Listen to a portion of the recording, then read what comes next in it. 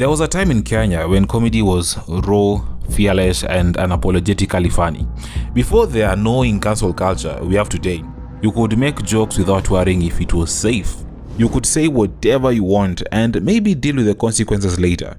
And if there's one guy who lived by that motto, it was Kajairo.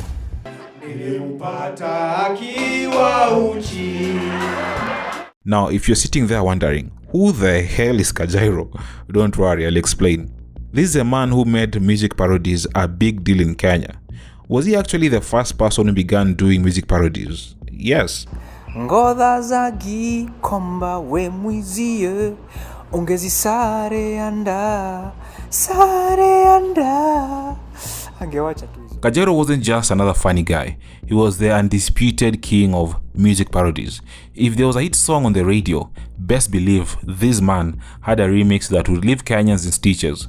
But what made him special? He had no limits. This man was making fun of tribes, singing about underwear, and remixing popular songs in ways that honestly would have gotten him banned on YouTube today.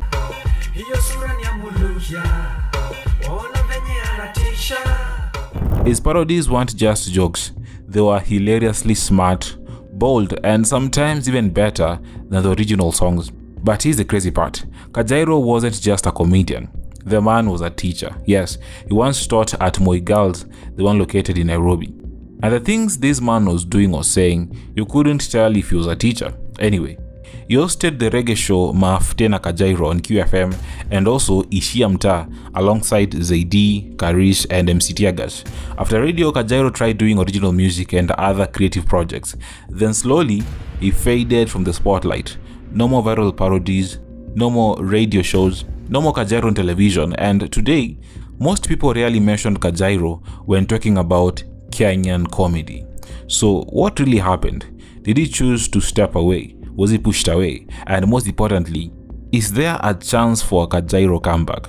Today, we'll discuss the story of Peter Kaimenyi, better known as Kajairo, one of Kenya's greatest comedians. Don't forget to subscribe.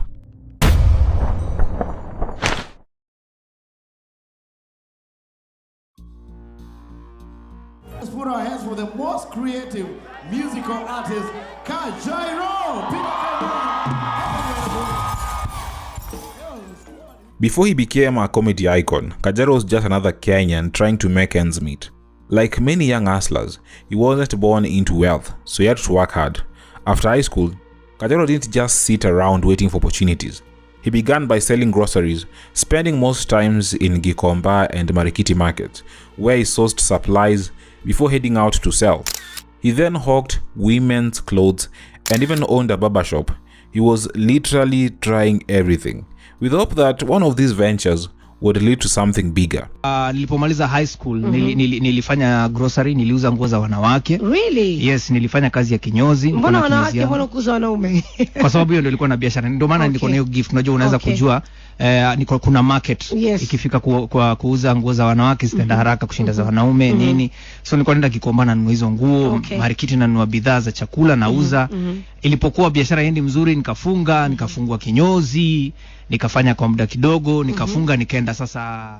But here's what most people don't know. Kajairo wasn't just street smart. He was book smart too. He attended BD and Sawasawa Academy before joining Machakos Boys High School, where he completed his studies in 1995. Then, from 1997 to 2001, he studied education at Kenyatta University, specializing in English literature.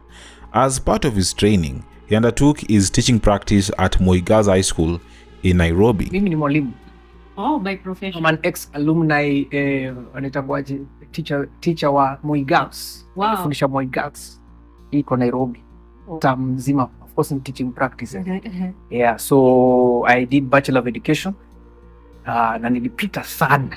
Nilipita. Sitasema ni nini gani. Now you might be wondering, how does a guy with an education degree end up doing comedy? Well, Kajairo was always drawn to entertainment. When I finished high school, because I was in drama, I wanted to do music. I wanted to be a musician. So we formed a group called MGC. And we were four guys. Of course, the late Janet Kanini was part of the group. Right. May God rest her soul in peace. She was amongst us, but she went and pursued her career in broadcasting later on. So I used to rap. We used to rap. We used to sing. You know, those good things. We even did an album and all those things, but we never got any airplay. Then rough start. And then I got called for. I managed to go to Kenyatta University. At Kenyatta University, I pursued my dream of becoming a musician. But now I joined the traveling theatre. So that's where now I continued with whatever I was doing in theatre way back in high school. Is it a passion or is it something that you're a talent? It's a passion. It's a passion. It's a passion for me because it's something that I just love doing.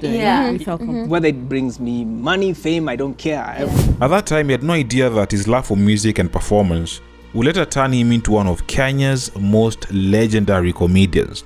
After finishing university, he did what many graduates do: he hustled. His first major business move was opening a food restaurant in Buruburu. But let's be real, running a restaurant in Nairobi is not easy. The business failed. He then decided to try something new. He transitioned to theatre acting at Phoenix Theatre in Nairobi, where he sharpened his skills on stage. He later joined Nation FM as a creative writer, crafting advertisements and other content for about 2 years. When I finished campus, I really wanted to pursue arts. Ndo nikaingia theatre Phoenix. I did a few stage plays. I did an extra role and then nikapata a major role kidogo. Then after that nikasikia kuna interviews Nation. Wanataka, they were looking for creatives. I applied for the job, nikapata kazi as a creative for the then Nation FM. Nikafanya kazi hapo for 1 year or 2 years. Then came something unexpected. Nation was launching a new comedy show called Into Colors, and before he knew it, Kajairo found himself in that show. Now, if you don't know Into Colors, honestly, I also don't know about it. There's no information about it on the internet, no videos, and not even the pictures. And to be honest, I don't even remember watching the show. But the show you're about to talk about, I know it, and I know you definitely know about it. Kajairo's rise to fame came in the 2000s when he joined the legendary Ridiculous comedy group. This time, the internet was for rich kids, was it even there? And television was everything. This was the golden age of Kenyan comedy. Back then, making fun of politicians could get you in trouble, but Ridiculous, they didn't care. They pushed boundaries, roasted politicians on national television, and paved the way for today's comedians. They imitated Moi, Kibaki, and even the then First Lady, Lucy Kibaki, again on national television. But while others were busy imitating politicians, Kajairo had his own style. He was remixing popular songs and turning them into hilarious parodies. He remixed everything: love songs, club bangers, political anthems, and Kenyans loved it.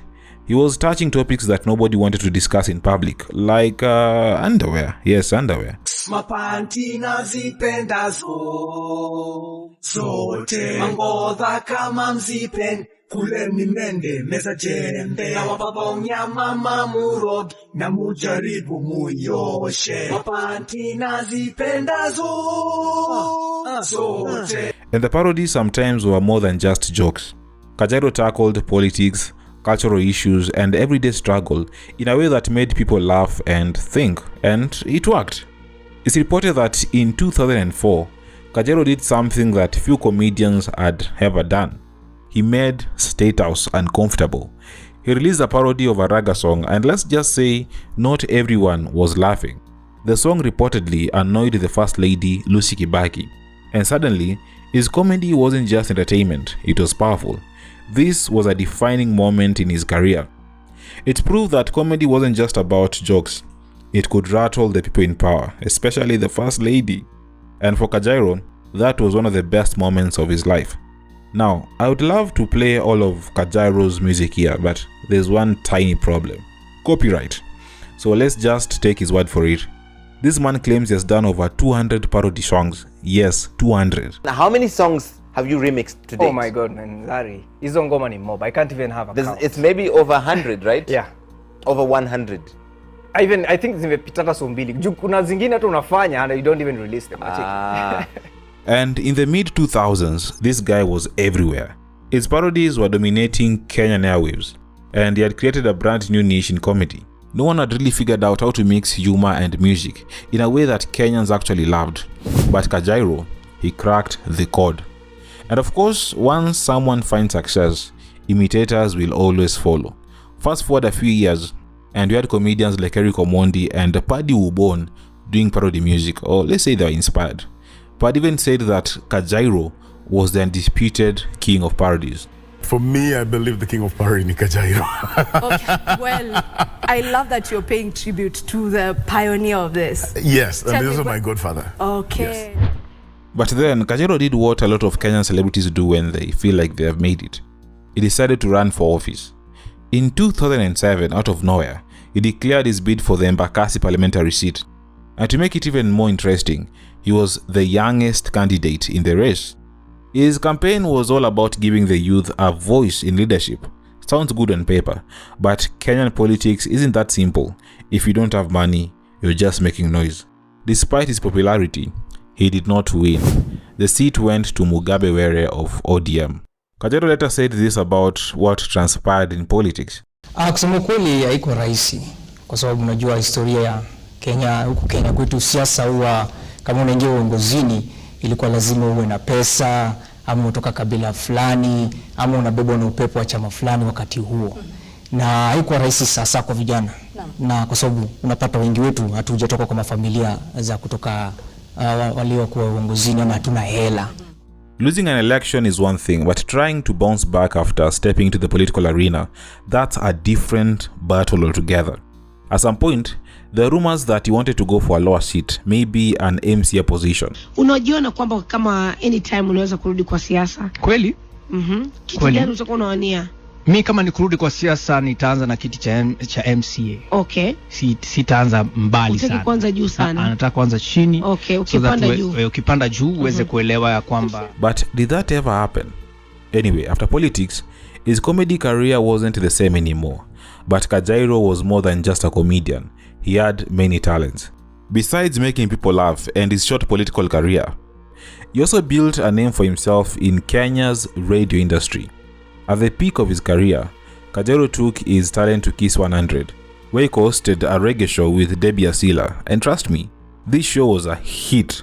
But then, he quit to try politics, and well, we all know how that ended. Let's go back to 2008. Nation Media Group launched QFM, and Kajairo was hired. He became a senior presenter and creative mind at the station, running the Mafte na Kajairo reggae show alongside Rom Rom. And when he eventually left Mwafrika, yes, the same guy who now runs Ikonini podcast took over. But Mafte isn't even the biggest reggae show. Do you remember Ishia Mta with Zedi and Karis, MC Tiagas? It was one of the biggest, if not the biggest, reggae shows. Unfortunately, in 2016, QFM got shut down as part of Nation Media Group cost-cutting and digital shift. Now, from 2015 to 2016, Kajairo just disappeared.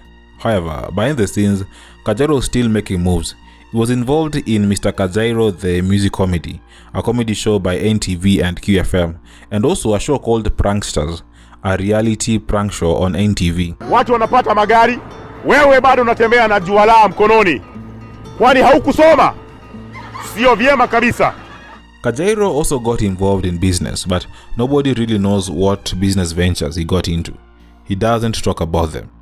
He also began mentoring upcoming comedians, including Paddy Ubon, which left him with less time to focus on his own comedy. At the same time, in the 2010s, comedy was evolving, and so was the audience.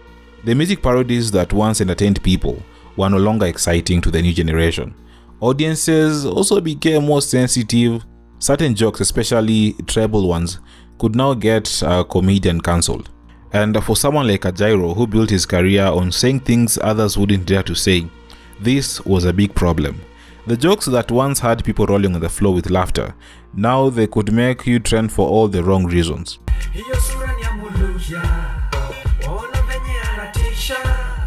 And Kajairo, we can say, had two choices. retire or change with the times. He chose to change.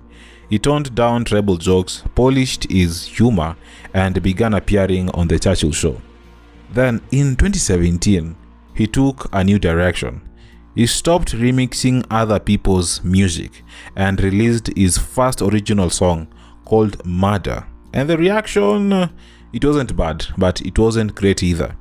Maybe people weren't used to the serious Kajairo. In an interview with Larry Madowo, he even revealed that he was working on a full album, all original music. Yeah, are you saying now you won't be doing remixes of other people's music? Ni wewe peke yako ama ni aje? Yeah, kaput your story tumeka kando. Now I want to do what I started doing, you know, because I started music. I started doing music.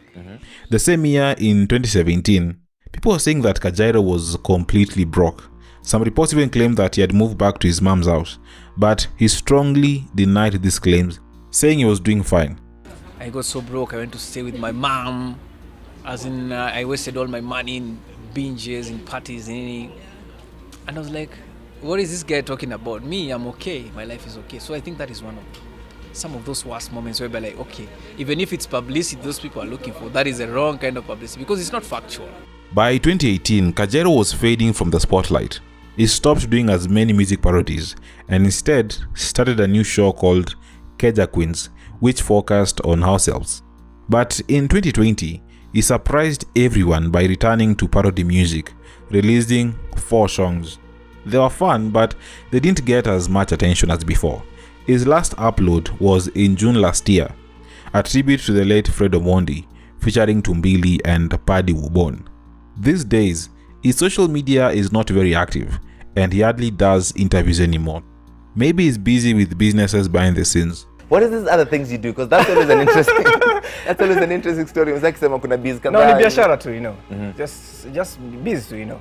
Maybe he just got tired of doing the same thing for years. But here's the thing. Unlike other old school comedians like John Kiarie or Tony Juguna, Kajairo is one of the few who found ways to stay relevant. Right now, no one is really doing music parodies. The last group of parody artists like Eric Omondi and Paddy Wubon marked the end of that era. They might be the new ones out there, but as Kajairo himself said, they aren't doing anything fresh. He believes the new generation doesn't want to put in extra effort. In terms of creativity, I can say in kama sasa imefika place where it's just on plateau. Because we're not seeing anything really new, because the generation, unfortunately, generation iko saizi ndio wanafurahisha, lakini they do not want to go an extra mile. Kufanya research, so mostly wanatumia zimekuwa before come up with something na change tu kitu kidogo then. Even though we don't see him as much anymore, Kajairo's impact on Kenyan comedy is huge. He came up during a time when Kenyan comedy was still finding its identity, and his unique music parodies helped shape the industry. Many believe that Kajairo and the Ridiculous Group didn't just create a brand. They built what Kenyan comedy became, and it is true. At the end of the day, Kajairo's story is proof that in comedy and in life, you have to evolve. Nothing stays the same forever. And while we may not hear from him often these days, one thing is for sure. Kajairo will always be remembered as Kenya's parody king. And with that, we've come to the end of this video. Thanks for watching. And remember to like this video, subscribe, and comment. Commenting is very important. So over comment. And let's meet in the next video.